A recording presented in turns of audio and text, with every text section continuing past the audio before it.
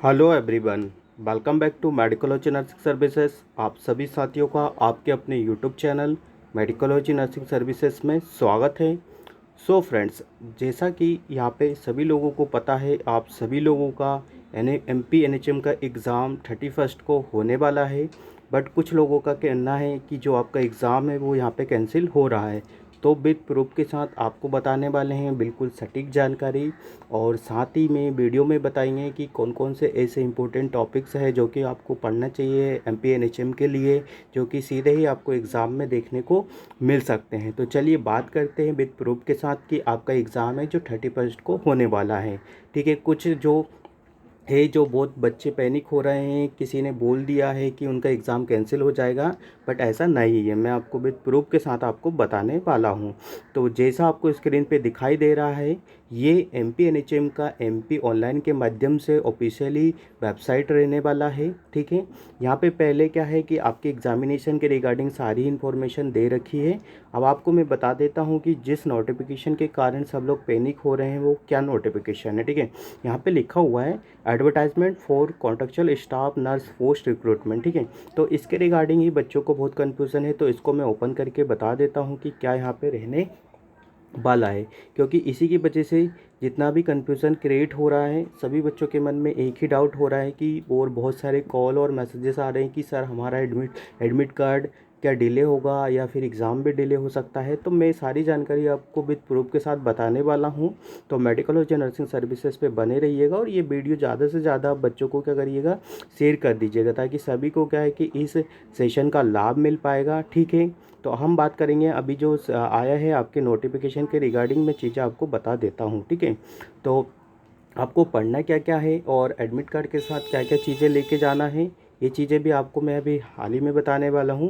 But सबसे पहले, उससे पहले मैं ये नोटिफिकेशन आपके सामने रीड करके दे देता हूँ। ठीक है, नोटिफिकेशन क्या आया है, for the recruitment for the contractual staff nurse post 2023 is national health mission NHM examination schedule. जैसा आपको एग्जामिनेशन शेड्यूल है 23 31 अगस्त को ही आपका एग्ज़ाम होगा। किसी भी प्रकार का कोई भी चेंजेस नहीं है। जिसको नहीं पढ़ना आ रहा था वो अच्छे से इस नोटिफिकेशन को एक बार रीड कर ले। ठीक है, और एडमिट कार्ड आपके 25 तारीख से रिलीज़ हो गए थे, ये बिल्कुल प्रूफ है। ठीक है, फिर यहाँ पे क्या एक लिखा हुआ है, objection calling for examination of staff nurse post will be made live. ठीक है, क्या होगा कि जब आप एग्ज़ाम दे के आओगे तो आपकी जो क्वेश्चन या किसी भी क्वेश्चन में आपको डाउट्स लगेगा, या फिर किसी भी क्वेश्चन में ऐसा लगेगा कि नहीं इसका आंसर यही होना चाहिए, तो उसके रिगार्डिंग जितना भी आपका एग्जामिनेशन और जितना भी आपका ऑब्जेक्शन उठा सकते हो आप लोग, वो इस डेट को उठा सकते हो। बट कुछ लोग क्या बोल रहे हैं कि अब इसी डेट को एग्ज़ाम होगा, तो शायद उन लोगों को पढ़ना लिखना नहीं आता है जो ऐसा बोल रहे हैं। ठीक है, 5/9 से लेकर 7/9 तक आप अपने क्वेश्चन को ऑब्जेक्शन उठा सकते हो। किसी भी प्रकार का कोई भी जो क्वेश्चन आपको इरिलेवेंट लगता है या उसका आंसर या ऑप्शन गलत आते हैं, तो आप बिल्कुल आप उसके यहाँ पे इंक्वायरी कर सकते हो। तो ये तो हो गया आपके एग्जामिनेशन के रिगार्डिंग ये वाली चीज़ें हैं जो नोटिफिकेशन में आई है। ठीक है, और जो आपका एग्ज़ाम है मैं बता देता हूँ, आपका एग्ज़ाम 31 को ही होने वाला है, मतलब कल आपका एग्ज़ाम हो जाएगा। तो उसके लिए आपको पैनिक नहीं होना है। ठीक है, आपका एग्ज़ाम 31 को होगा। जो शेड्यूल था, जो टाइमिंग था, वो सारा ही सेम यहाँ पे रहने वाला है। ठीक है, तो यहाँ पे हमारा फर्स्ट पॉइंट कंप्लीट हो गया। सेकंड पॉइंट की बात कर लेते हैं कि एग्जामिनेशन सेंटर के साथ क्या क्या लेके जाना है। ठीक है, तो बिफोर जैसे भी एग्ज़ाम होने वाला है तो उससे पहले ही आपको पहुँच जाना है। ठीक है, क्योंकि रास्ते में कुछ भी हैपनिंग नहीं होना चाहिए। ठीक है, तो जल्दी ही पहुँच जाइएगा। ठीक है, और उसके साथ फिर आपके पास आप एक आधार कार्ड या एक पैन कार्ड लेके जा सकते हो। अननेसेसरी डॉक्यूमेंट्स कैरी नहीं करना है, ना ही ज़्यादा बैग लेके जाना है। ठीक है, मे भी फैसिलिटी होती है सेंटर पे और नहीं भी होती है। ठीक है, मोस्टली तो फैसिलिटी सेंटर पे मिल जाती है, क्योंकि आजकल सभी सेंटर पे फैसिलिटी हो जाती है। ठीक है, तो ध्यान रखिएगा, बस ओनली आप एक आधार कार्ड भी लेके जाएंगे तो यू विल बी ओके। ठीक है, क्योंकि आपका जो एडमिट कार्ड और आपके आधार कार्ड में आपका डेट ऑफ बर्थ मैच होना चाहिए, आपका नाम मैच होना चाहिए, बस इतना ही क्राइटेरिया वहाँ पे मांगा जाता है। ठीक है, तो ये तो हो गया आपके डॉक्यूमेंट्स क्या क्या आपको यहाँ पे लेके जाना है। ठीक है, कोई सा भी डॉक्यूमेंट्स आप लेके जा सकते हो, जैसे भी आपको नीड लगता है, चाहे आप आधार कार्ड लेके जाइएगा, चाहे आप पैन कार्ड लेके जाइएगा, चाहे आप और भी अदर ड्राइविंग लाइसेंस है वो भी चलेगा। ठीक है, तो और किसी को रिगार्डिंग डॉक्यूमेंट्स के रिगार्डिंग कुछ भी डाउट्स होता है तो नीचे कमेंट बॉक्स में कमेंट कर देना, नीचे डिस्क्रिप्शन में मिल जाएगा। ठीक है, अब बात करेंगे कि कौन कौन से ऐसे टॉपिक्स है स्टूडेंट्स की जो कि आपको रीड करना चाहिए, ठीक है। तो सबसे पहले मैं सब्जेक्ट वाइज बता देता हूँ कि आपको क्या क्या पढ़ना चाहिए।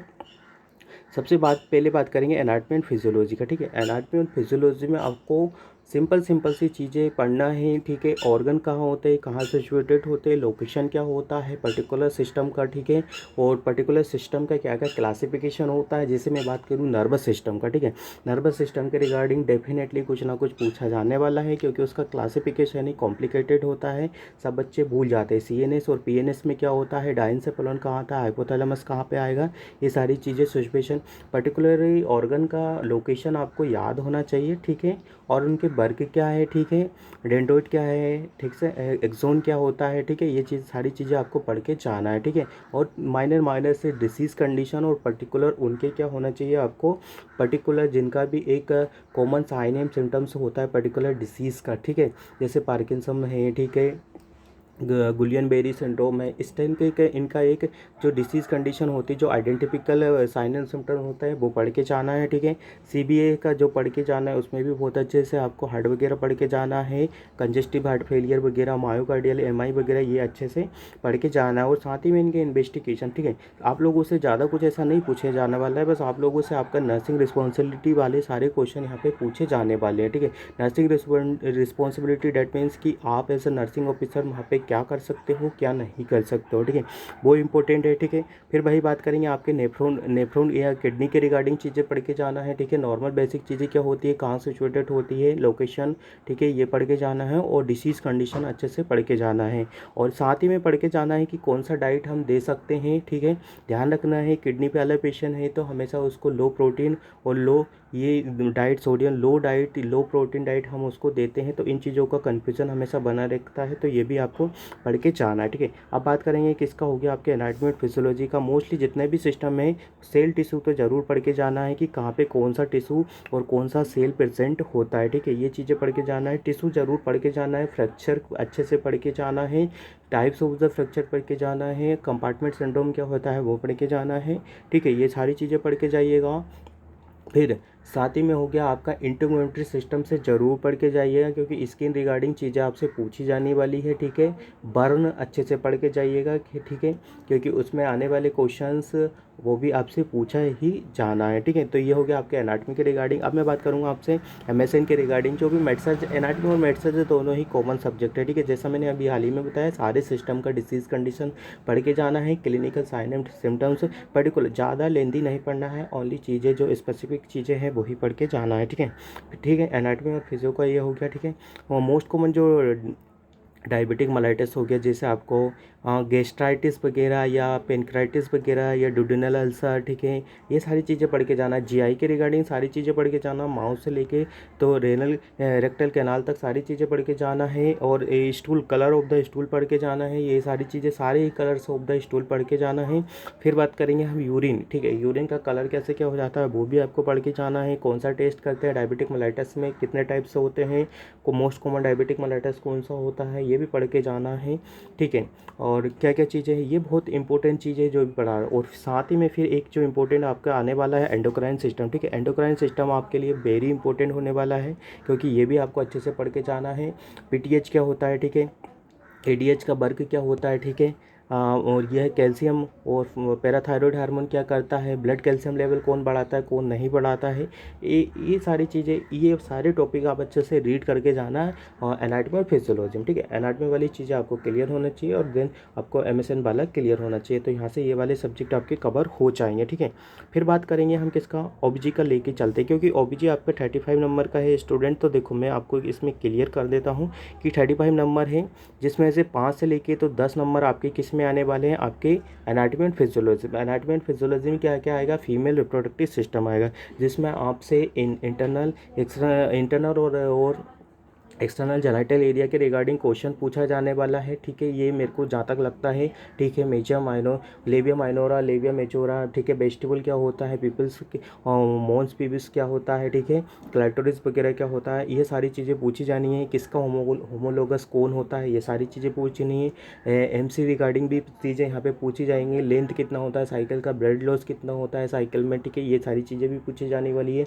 पोलीमोनेरिया, एपीमोनेरिया, मेट्रोमेनेरिया, ये क्या होता है, है ये भी पूछ के जाना है। ये टॉपिक बता रहा हूँ, डेफिनेटली पढ़ लेना, बहुत काम आएगा आप सभी लोगों के लिए, ठीक है। फिर उसके बाद लेंथ हो गया, फिर उसके बाद क्या हो गया कि फर्टिलाइजेशन कैसे होता है, ठीक है, फीटस का फर्टिलाइजेशन कैसे होगा ये भी पढ़ के जाना है, ठीक है। और फर्टिलाइजेशन कहाँ होता है ये भी पढ़ के जाना है, ठीक है। नॉर्मल जो बेसिक चीज़ें बिफोर जब प्रेगनेंसी जब कंसीव होती है ना, उससे पहले क्या क्या चीज़ें होती है वो सारी चीज़ें पढ़ के जाना है, ठीक है। प्लेसेंटा की नॉर्मल अबनॉर्मेलिटी क्या होते हैं, अबनॉर्मल प्लेसेंटा क्या होता है, वेट ऑफ द प्लेसेंटा क्या होता है, कितना थर्ड ऑफ द फीटस होता है, कितना थर्ड ऑफ द मदर का होता है, ये भी पढ़ के जाना है, ठीक है।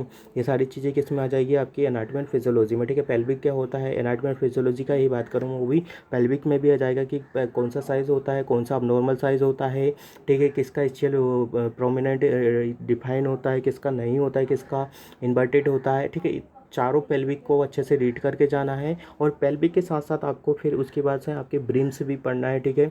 आपको स्कैल्प वगैरह भी पढ़ना है बेबी का, ठीक है। ये चीज़ें भी बहुत इंपॉर्टेंट है। फंटानेल क्या होते हैं, ठीक है, क्लोज कब होते हैं और लार्जेस्ट फंटानेल कौन से होता है, ठीक है। फंटानेल रिगार्डिंग सारी चीज़ें पढ़ के जाना है, ठीक है। फिर डायमीटर्स पढ़ना है, ठीक है, सारे डायमीटर्स पढ़ना है। हेड के आपके सारे डायमीटर्स आपके क्लियर होना चाहिए, ठीक है। हेड के सारे डायमीटर्स क्लियर होना चाहिए, कौन सा डायमीटर कौन सा होता है, कौन सा बड़ा होता है, और फिर उसके बाद प्रेजेंटेशन कौन सा होता है पहले, ये सारी चीज़ और लाई पढ़ के जाना है आपको, है ना। लाई पढ़ के जाना है, कौन सी लाई होती है, मेनोवर पढ़ के जाना है, लियोपोल्ड मेनोवर क्या होता है, ठीक है। पेल्विक किसको बोलते हैं, पेल्विक फर्स्ट किसको बोलते हैं, पावली किसको बोलते हैं, ये लियोपोल्ड मेनोवर भी आपको पढ़ के जाना है, ठीक है।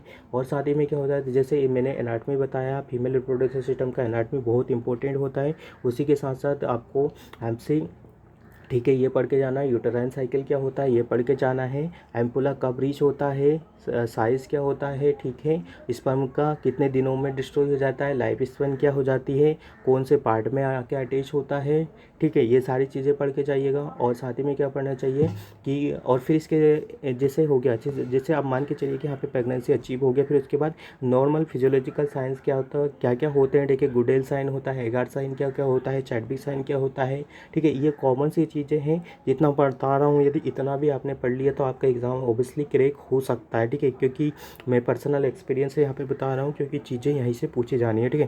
ज़्यादा लेंथी कुछ नहीं पूछा जाएगा। हो सकता है ये सारी चीज़ें जो मैं बता रहा हूँ आपको एक कंप्लीट सेंटेंस बना के पूछ लिया जाएगा, बट की पॉइंट एग्ज़ाम का यही होगा, ठीक है, ठीक है। इसके बाद क्या क्या पूछा जाएगा, फेलोपियन ट्यूब का साइज़ वगैरह पूछ लिया जाएगा, कहाँ पे फर्टिलाइजेशन होता है, कितने हवर के बाद होता है, तो 4 to 6 हवर के बाद आपका फर्टिलाइजेशन ओवर होने के लिए आपका ओवम एम्पुला में पहुंच जाता है, ठीक है। ये सारी चीज़ें पढ़ के जाना है, ठीक है। ये हो गया आपका एनाटॉमी पोर्शन हो गया। अब चलता हूँ मैं धीरे धीरे फिजियोलॉजिकल चेंजेस में, ठीक है। कौन सी स्टेज होती है, हीमोडाइल्यूशन होती है, क्या क्या इंक्रीज होता है, कितना कैल्शियम लगता है, कितना आयरन लगता है, कितना एक्स्ट्रा लैक्टेशन में लगता है, ये सारी चीज़ें पढ़ के जाना है, ठीक है। नॉर्मल फिजियोलॉजिकल चेंजेस में आपको यही सारी चीज़ें देखने को मिलेगी, ठीक है। एंटीनेटल में पढ़ के जाना है, ठीक है। एंटीनेटल में क्या क्या विजिट होती है, कितनी विजिट करते हैं, ठीक है। क्योंकि आपका ओबीजी बहुत इंपॉर्टेंट होने वाला है। आप सभी के लिए जो ड्यूटी होती है पीएचसी सीएचसी के लिए प्रिपेयर किया जा रहा है आप सभी लोगों को, तो वहाँ पर आपको नॉर्मल डिलीवरी ही कंडक्ट करवानी है, इसीलिए 35 नंबर का यहाँ पे पोर्सन रखा हुआ, ठीक है। तो ये सारी चीज़ें पढ़ के जाना, एंटीनेटल के रिगार्डिंग सब कुछ पढ़ के जाना है। हमें कब आयरन फोलिक एसिड की टैबलेट देना होता है, आयरन फोलिक एसिड की टैबलेट कितनी होती है, कितना एमसीजी होता है वो देना है, एडोलेसेंट को कितना देना होता है, ठीक है। ये सारी चीज़ें पढ़ के जाना है। और नॉर्मल फिजियोलॉजिकल चेंजेस बहुत इंपॉर्टेंट है, ठीक है, हर एक सिस्टम को पढ़ के जाना है, ठीक है। फिर मैं बात करूंगा और किसका, अब ये हो गया आपके नॉर्मल फिजियोलॉजिकल चेंजेस। फिर अब आता है हम फीटल स्कल पे। फीटल स्कल अच्छे से पढ़ के जाना है, डेफिनेटली फीटल स्कल पूछना है तो पूछना ही है, ठीक है, ये पढ़ के जाना है। और साथ ही में आपको क्या पढ़ना है, पेल्विक पढ़ के जाना। पेल्विक में कॉन्जेनिटल डायगोनल कॉन्जुगेटेड, ये ऑब्स्टेट्रिक कॉन्जुगेटेड कितना होता है, और पेल्विक का ब्रिम कैविटी कितना होता है, ये भी आपको अच्छे से पढ़ के जाना है। फिर आते हम आप कहाँ आएंगे, आप अपने लेबर में आएंगे, ठीक है। उससे पहले क्या होता है कि आपको असेसमेंट करना होता है। आपको असेसमेंट करने के लिए आपका जो यहाँ पे पूछा जाएगा कि 24 वीक में कितना होता है, ठीक है, आपके यूटस कितना ग्रो करता है, कितना नहीं करता है, ठीक है। ईपी स्टैंडर्ड तक कौन से वीक में जाता है, कौन से वीक में नहीं जाता है। फिर साथ ही में एक इंपॉर्टेंट चीज़ें मैं बता रहा हूँ आपको, एमनियोटिक फ्लूइड के रिगार्डिंग सारी चीज़ें पढ़ के जाना। अब नॉर्मलिटी क्या होती है और ज़्यादा को क्या बोलते हैं और कम को क्या बोलते हैं, ठीक है। कौन सा पॉकेट होता है, पॉकेट किस प्रकार से आपको इंडेक्स होता है, कितने से कम हो जाता है, तो आपको बोलना है कि पॉलीमलेरिया ठीक है। ये सारी चीज़ें आपको पढ़ के जाना है, ठीक है। एमनियोटिक फ्लूइड के लिए रिगार्डिंग सारी चीज़ें पढ़ के जाना है, कितना स्टोर होता है, ठीक है, कितना पर डे यहाँ पे इंक्रीज होता है, ठीक है, बेबी कितना सोलो करता है, ये भी चीज़ें अच्छे से रीड करके जाना है, ठीक है। एमनियोटिक फ्लूइड के रिगार्डिंग चीज़ें आपको अच्छे से ही पढ़ के जाना है, ठीक है। और क्या क्या चीज़ें, यदि मेरी कुछ चीज़ें छूट जाती है तो वो भी आपको अच्छे से ओबीजी बहुत अच्छे से पढ़ के जाइएगा, डेफिनेटली बता रहा हूँ, ठीक है। फिर उसके बाद आता है आपका लेबर, ठीक है। लेबर में क्या क्या चीज़ें, इस लेबर से पहले क्या होता है कि एक जो आपको पूछा जाएगा कि बच्चे का एप्टीट्यूड क्या होता है, एप्टीट्यूड को क्या बोलते हैं, सेपल हेमेटोमा को क्या बोलते हैं, कैपुट सक्सिडेनम को क्या बोलते हैं, ठीक है। जो मैं बोल रहा हूँ उस पर ध्यान रखना है, जो लिख रहा हूँ उस पर नहीं, ठीक है। कैपुट सक्सिडेनम, हेमेटोमा, ठीक है, क्या होता है, प्रेजेंटेशन क्या होता है, एप्टीट्यूड क्या होता है, लाई क्या होता है, ठीक है, क्राउनिंग क्या होता है, ठीक है। और पॉजिटिव सिम्टम्स और नेगेटिव सिम्टम्स भी पढ़ के जाना है, probable system of the pregnancy भी पढ़ के जाना है, ठीक है। ये चीज़ें पढ़ के जाना है, कन्फर्मेटरी साइन एंड सिम्टम्स पढ़ के जाना है, और बेबी का जो ग्रोथ एंड डेवलपमेंट होता है, ठीक है, वो जी चीज़ें आपको पढ़ के जाना है। बेबी का growth and development, that means कि फीटस का ग्रो इनसाइड द यूम कितना होता है वो पढ़ के जाना है। कौन से वीक में क्या होता है, लेनिंगो कब आता है, लेनिंगो डिसेंबर कब हो जाता है, क्विकनिंग कौन से वीक में सुनाई देता है, कौन से वीक में नहीं सुनाई जाता है, प्लाज्मा प्रेगनेंसी में कब अपेयर होता है, कब नहीं होता है, जीटीपीटी कब कर सकते हैं हम, ठीक है। ये चीज़ें पढ़ के जाना है। लेसिथिन स्पिलोमाइलिन का रेशियो कब होता है, कब नहीं होता है, ये पढ़ के जाना है। स्क्रोटम कब आते हैं आपके, वो भी पढ़ के जाना है, ठीक है। ये सारी चीज़ें पढ़ के जाना है, ठीक है। तो ये जीरो फर्स्ट वीक से लेके तो 24 वीक्स में यहाँ की चीज़ें क्लियर हो गई। और ये भी पढ़ के जाना है कि फर्स्ट ट्राइमेस्टर में कितने वीक्स आते हैं, कितने नहीं आते, ठीक है, पढ़ के जाना। फिर उसके बाद आता है आपका क्या आता है स्टूडेंट्स, उसके बाद आता है आपका, अब आएगा आपका लेबर, ठीक है। लेबर में क्या होता है, ठीक है, लेबर से पहले एक चीज़ होती है एंटीपार्टम हेमरेज, ठीक है। एंटीपार्टम हेमरेज को इतना अच्छे से पढ़ के जाना है, इतना अच्छे से पढ़ के जाना है, क्योंकि यदि आपको वर्किंग करवा देंगे यदि आपको लेबर में, तो फिर यदि आपको एंटीपार्टम हेमरेज नहीं पता होगा तो हाउ टू मैनेज, ठीक है।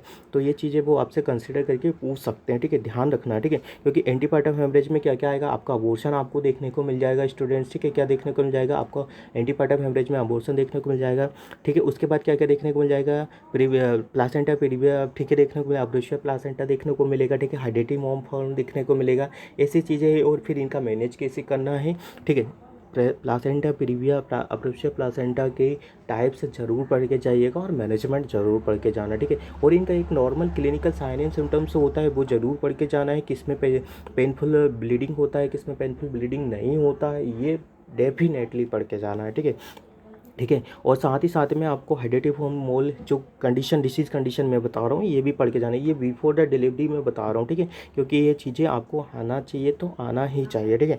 फिर उसके बाद मैं बात करूँगा आपको लेबर में। अब आ जाते हैं हम लेबर में। लेबर में क्या है स्टूडेंट्स, आप सभी लोगों को पता है कि लेबर का स्टेज कितना होता है, ठीक है, कितना सर्विक्स डायलेटेशन होता है, प्राइमरी ग्रेविडा में कितने हॉर्ली पर हवल्ली चलता है, और मल्टी ग्रेविडा में कितनी पर हवल्ली आपका सर्विक्स डायलेटेशन होता है, ठीक है। फर्स्ट स्टेज को क्या बोलते हैं, सेकंड स्टेज को क्या बोलते हैं, थर्ड स्टेज को क्या बोलते हैं, और फोर्थ स्टेज को क्या बोलते हैं, कितना टाइम ड्यूरेशन लगता है, पार्टोग्राफ क्या होता है, ये सारी चीज़ें हो गई, ठीक है। फिर उसके बाद क्या होता है कि ये सारी चीज़ें हो गई। फिर उसके बाद आता है कि आपका पीपीएच होता है। पीपीएच मोस्टली इंपॉर्टेंट होता है। सिजेरियन सेक्शन का क्या होता है, क्यों करते हैं, कौन सी कंडीशन में करते हैं, बेबी का कौन सा प्रेजेंटेशन होगा, तो सेपेलिक प्रेजेंटेशन करेंगे। यदि बेबी को पहले से सिजेरियन सेक्शन है तो पहले हम बेबी को सेकेंड टाइम भी सिजेरियन सेक्शन पे ही जाएंगे, ठीक है। ये क्वेश्चन हमेशा आता है, ठीक है। ये चीज़ें हो गई। फिर इसके बाद इंपॉर्टेंट चीज़ें क्या आना है कि इंपॉर्टेंट चीज़ें आपको लेबर के रिगार्डिंग क्या क्या है कि आपको मैनेज कैसे करना है, ठीक है। मान के चलिए कि 24 आवर्स में आपका पेपेरियम ब्लीडिंग ज़्यादा हो रही है तो उसको क्या बोलेंगे, ठीक है। और रिमोट पेपेरियम क्या होता है, अर्ली पेपेरियम क्या होता है, ये चीज़ें पढ़ के जाना है। लोचिया, रूबरा, ये सारी चीज़ें पढ़ के जाना है। कितने दिन का होता है, कितने दिन का नहीं होता, किसमें कौन सा कलर होता है, ये भी पढ़ के जाना है, ठीक है। फिर इसके बाद आ जाता है कि जैसे बच्चा डिलीवर हो जाता है, आपका लेबर कंप्लीट हो गया, ठीक है। लेबर में एक चीज़ है कि स्टेज में आपका प्लासेंटा का डिलीवरी होता है उससे पहले, ठीक है। आपका एपिसोड में कौन सा होता है, मोस्ट कॉमन कौन सा होता है, ये चीज़ें भी पढ़ के जाना, ठीक है। फिर इसके बाद क्या क्या आएगा कि जैसा आपका पीपीएच हो गया, एपीएच हो गया। अब पीपीएच का बात करूँगा जिसमें आपको क्या क्या चीज़ें देखने को मिलेगी। पीपीएच में आपको देखने को मिल सकता है बहुत सारी चीज़ें ऐसी है कि जो पीपीएच में आपको ध्यान रखना है कि प्लासेंटा की अबनॉर्मलिटीज है, प्लासेंटा कम्प्लीटली निकला या नहीं निकला, ये सारी चीज़ें भी देखने के रखना है, क्योंकि मोस्ट कॉमन इन्फेक्शन आपको उसी में देखने को मिलता है, और हेमरेज की वजह से ही मोस्ट कॉमन डेथ भी फीमेल का होता है, ठीक है। फिर इसके बाद क्या क्या आएगा फिर इसके बाद बहुत सारी चीज़ें आती है, ठीक है। अबनॉर्मल कंडीशन, डिसीज़ कंडीशन होती है, ठीक है। इससे पहले आपको एक चीज़ और मैं बताना भूल गया हूँ कि आपको एक्लेम्सिया और प्री एक्लेम्सिया को बाय हार्ट करके जाना है, ठीक है। बाय हार्ट डेट मीन्स कि आपको इसका डेफिनेशन से रिगार्डिंग इसका मैनेजमेंट तक पूछ लेंगे, ठीक है, क्योंकि ये एक अबनॉर्मल कंडीशन है और इसके केसेस आने वाले समय में बहुत ज़्यादा दिखने को मिल रहा है, ठीक है। ठीक है, इन सभी चीज़ों को आपको ध्यान में रखना है। तो ओबीसी के रिगार्डिंग मैंने आई थिंक सारी चीज़ें क्लियर बता दी है। इतना भी यदि आप पढ़ लोगे ना तो आप एग्ज़ाम अच्छे से क्रैक कर सकते हो, ठीक है। अब बात आती है पीडिया पे। पीडिया का मैंने ज़्यादा नहीं बताया था, तो बच्चे पूछ रहे थे। तो पीडिया का सबसे इंपॉर्टेंट चीज़ है कि आपको सिगमंड फ्लूइड का जितना भी एनल स्टेज है, ट्रस वर्सेस मिस्टर है, इरिक्शन का जितना भी स्टेज है, ये दोनों स्टेज को बाई कंपैरेटिवली आपको स्टडी करना है, ठीक है। क्यों नहीं? क्योंकि एनल स्टेज और ट्रस वर्सेस मिस्टर्स करके आपसे एग्जाम में क्वेश्चन पूछ लिया जाएगा। तो ये पढ़ के जाना है। डेवलपमेंट, ग्रोथ एंड डेवलपमेंट पढ़ के जाना है। बेबी का ग्रोथ कितने मंथ में होता है, ठीक है। और फिर उसके बाद जैसे ही आता है, ठीक है, सबसे पहले तो क्या होता है कि आपका जैसे बेबी डिलीवरी वगैरह हो जाता है तो उसको रूटीन केयर प्रोवाइड करना है, बेड वगैरह चेक करना होता है, Apgar score check, Apgar score very must, ठीक है। अबगार स्कोर नहीं पढ़ा तो आपका एग्जाम नहीं निकाल पाओगे, ठीक है। एग्जाम अबगार स्कोर पढ़ के जाना है, क्योंकि अबगार स्कोर में बहुत सारे क्वेश्चन बनते हैं, ठीक है। बेबी का कितना होता है तो कब बोल सकते हैं, माइल्ड कौन सा होता है, मॉडरेट कौन सा होता है, ये सारी चीज़ें पढ़ के जाना है। फिर उसके बाद आता है आपका इमीडिएट केस। अबगार स्कोर के रिगार्डिंग ही चीज़ें हैं। यदि आपका अबगार स्कोर बिलो टू 7 है, बिलो टू 10 है या फिर नॉर्मल है तो हमें क्या केयर बच्चों को प्रोवाइड करवानी चाहिए, ये भी क्वेश्चन हमेशा पूछा जा सकता है, ठीक है। फिर उसके बाद आता है कि बच्चे का ग्रो कैसे होता है, ट्रस वर्सेस मिस्टर जैसे मैंने बताया आपको, और एनल फैनल स्टेज होते हैं, लेटेंसी स्टेज होते हैं, ठीक है। ये चीज़ें पढ़ के जाना है। ये आने वाले एग्जाम में काफ़ी हद तक आपको देखने को मिल सकती है। फिर उसके बाद आता है आपके बेबी का ग्रोथ एंड डेवलपमेंट, ठीक है।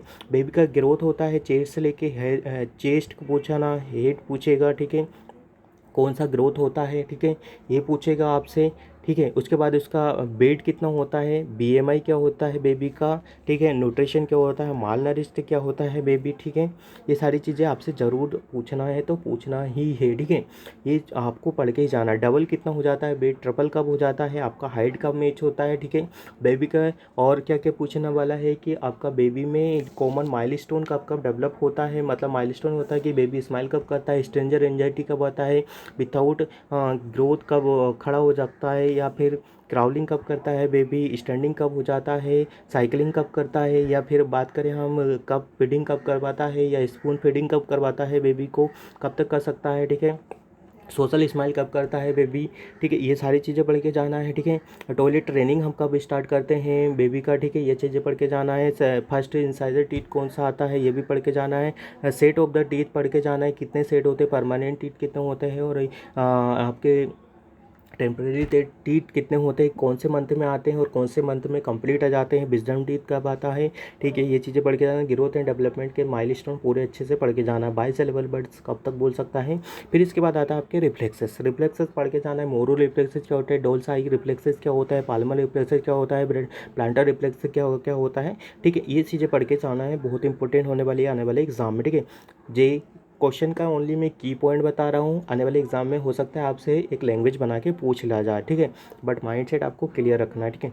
इसके बाद क्या क्या हो जाता है, डिसीज कंडीशन पे जाता है। सबसे पहले हाइपोथर्मिया का आपको मैनेजमेंट अच्छे से पता होना चाहिए, ठीक है। हाइपोथर्मिया हो जाता है, कितना हाइपोथर्मिया होता है, कितना नहीं होता है, पीडीए क्या होता है, ठीक है, सीलियक डिसीज़ क्या होता है, सिस्टिक फाइब्रोसिस क्या होता है, ठीक है, और इंटरसेप्शन क्या होता है, ठीक है, और ऑब्स्टेटिक इंटेस्टाइनल ऑब्स्ट्रक्शन क्या होता है, इन सब के कॉमन साइन एंड सिम्टम्स पढ़ के जाना और मैनेजमेंट पढ़ के जाना, ठीक है। और बच्चे का हाइपोथर्मिया के रिगार्डिंग चीज़ें ज़रूर पढ़ के जाना है। और क्या क्या हाइपोथर्मिया हो गया हो, और एनोरेक्सिया वगैरह भी पढ़ के जाना है, ठीक है, क्या क्या होता है, ठीक है, हाइपोक्सिया क्या होता है, ठीक है, और निमोनिया कितने टाइप का होता है बेबी में, वो भी आपको पढ़ के जाना है, ठीक है। इन सब चीज़ों को अच्छे से रीड करना चाहिए, रीड करके जाना चाहिए। और बेबी का यदि बर्न वगैरह हो जाता है तो वो भी आपको अच्छे से रीड करके जाना है, ठीक है। आने वाले एग्जाम में ये वाली चीज़ें आपसे पूछी जा सकती है। तो पीडीए के रिगार्डिंग सारी चीज़ें बताएं। कार्डियोवैस्कुलर सिस्टम की डिसीज़ कंडीशन अच्छे से पढ़ के जाना है। पीडीए क्या होता है, ठीक है, पीडीए क्या नहीं होता है, ठीक है, टेटोलॉजी ऑफ द फैलेट क्या होता है, ये भी पढ़ के जाना, ठीक है। और बात करेंगे हम किसका, कम्युनिटी हेल्थ नर्सिंग का। तो कम्युनिटी हेल्थ नर्सिंग में आपको कुछ नहीं करना है, जितना भी डिसीज़ कंडीशन है सबके साइन एंड सिम्टम्स पर्टिकुलर के एक पर्टिकुलर साइन एंड सिम्टम्स होता है, इंक्यूबेशन पीरियड होता है और कॉजेटिव एजेंट। और मैंने जो नोट्स दिया है किसका, कम्युनिटी हेल्थ नर्सिंग का। बहुत यदि तुमने पढ़ लिया तो तुम्हारे 10 नंबर कहीं नहीं गए, 10 नंबर उसी में से पूछना है, ठीक है। मैंने कॉमन साइन एंड सिम्टम्स और करके एक PDF दिया है, जिसमें आपको नेशनल हेल्थ मिशन, जितने भी प्रोग्राम है, जितने भी पॉजिटिव एजेंट है, और डेज कितना है, कौन से डे में हम क्या सेलिब्रेट करते हैं, डिसीज़ कंडीशन और डिसीज़ और ड्रग ऑफ चॉइस, मतलब मैंने कम्युनिटी का आपको कंप्लीट पैकेज दे दिया है। अब उसको पूरा पढ़ लेना है, उसमें से ही क्वेश्चन आएगा, बाहर से कुछ भी क्वेश्चन नहीं पूछा जाएगा, ठीक है।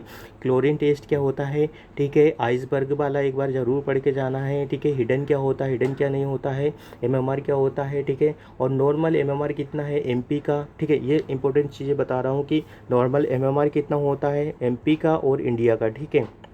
फीटल नॉर्मल MMR कितना होता है ये, ठीक है। ये पढ़ के जाना है, ठीक है।